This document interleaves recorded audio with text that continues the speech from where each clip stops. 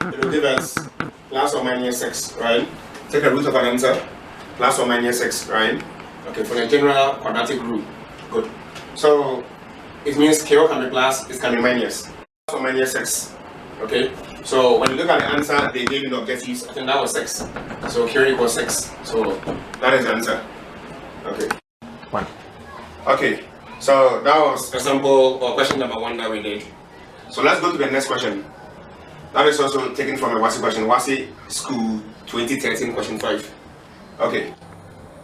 So as you can see, if y varies directly as 2x plus 3 into bracket and x equals 5 when y equals 52, what is the value of x when y is 36? You see, it's still the same thing, so we still have our first situation here. Then, as usual, one will be given and the other will be determined. So this first condition here will help us to determine our k. Then after getting the k, one of the variable will be asked to be determined. So let's see. If y varies directly as 2x plus 3. So if y varies directly as 2x plus 3, all into brackets, as you can see. So as usual, I'll introduce my constant 2x plus 3. Now, I label the equation as well. When x is 5, y is 52. My first condition. So I'll chip in this information here. So from equation star, once again, 52, y 52, that is equal to, that is k, and what I see here. So that is 52.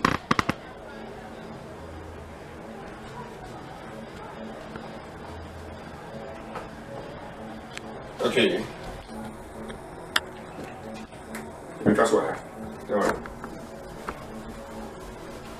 Okay. So I label as usual. When x is 5, y is 52. So I will chip in. So that is y 52. That is equal k.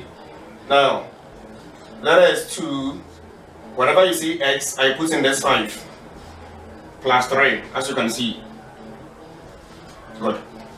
So we have 52 equals k out 10 plus what? 13. So we move to the other side. 52 equals k into bracket 13. So I have here 13k 52. Good. So I want k. So I have to divide through by what? 13. Yes, that is k. So what is 52 divided by 13?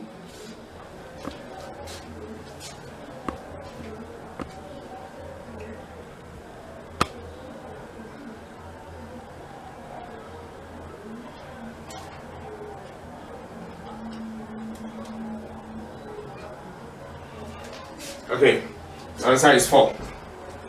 Good. So now my equation or expression is reduced to this. So from star here, so from the same star here, I can have y equals 4 into bracket 2x plus 3, right? So that is my equation. Good. Or the relationship or the relation between x and y. Now, the next, what is the value of x when y is 36? So we go this way. When y is 36, x is question mark. We don't know it. So still make reference to equation star. So let's go. It can be this equation star or that. It's the same thing. There's the upgraded form of what we have done from here. Good. So we have 36 equals 4 into bracket 2. So indirectly, whenever I see x, I don't know, it's still x, as you can see, plus what? 3. So there is 36 equals 4 into bracket 2x plus 3. Same. So there is 4, 2, 8x, 4 by 3, 12, 36. Good. Now I want to find x. So I transport this 12 to the left, as you can see. Now that is positive. So when it crosses this equal to sign, it becomes negative. That is why you see this here, 8x. What is 36 minus 12? Minus 12 is going to give us 24 because 8x over 8 over 8. Now, what are you going to get for x? 8 3, 24. So that is the value of x. Good. So that is it. Now we can go on to the last question we want to consider here under direct variation before we move to inverse variation. Good. So let's go to this part of the board.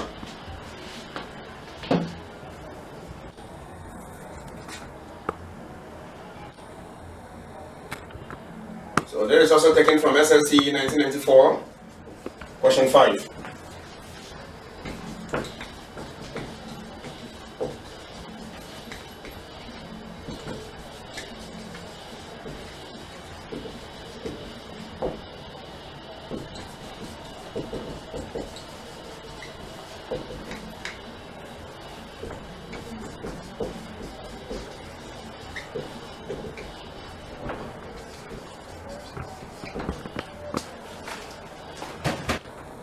Okay, so the question is over here and it reads, if P varies directly as the cube root of Q, if P equals 4 when Q is 8, find P when Q equals 64. So as usual, let's follow what has been written here. If P varies directly as the cube root of Q, that is a cube root of Q. So please don't confuse yourself with the cube root and the square root. With the square root, this 3 will not be here. So there's the cube root of Q. So I introduce my constants and I label it in the usual way. Good. Now we look at our first condition. See, the pattern doesn't change. It's always the same. When P equals 4, Q equals 8. That will help me to get a K. And the next condition is when your K has been determined, then you can determine P because you have the K. But you can never determine two quantities at the same time. It's one quantity at a time. Good. So let's chip in. P is 4. I don't know K. Then the cube root of Q. And this Q happens to be what? 8. So I have 4 equals K by the cube root of 8. Cube root of 8, if you punch on your calculator, you're going to get what? 2. So that is 4 equals what? 2k. So if I want k, I'll divide through by what? 2. So 2 equals what? K. You can see. So the equation is reduced to, so you check from start. So that is P equals, you substitute the k value in. Good. Then you can have something like this. Yeah, that is it. I think it's okay. Good. So you can see this is the equation connecting P and Q. Right, you just substitute the K in. But if you substitute P and Q, then there is no expression there. Right? Just substitute the K in. Good. Now in the next condition, when Q is 64, P we don't know. Right? From the same star. So P, I don't know. That is 2. That is times cube root of Q, which happens to be what? 64. Now from the calculator, cube root of Q 64 is going to give you what? 4. Right? That is 4. So P is what? 8. That is the value of P. Okay. Okay, so that was the last question you saw on direct variation. And at the end of the video, we will have a series of assignments there. So we want you to take your time through the video, then you test yourself with those questions. Now we have provided answers to those questions there, so when you solve it and you are true, you can tell whether you are there. Good. And you can tell us the challenges that you are having in the comment section. And don't forget to alert us. In case you also solved and had it correct, please alert us that, oh, at least it was okay. Thank you.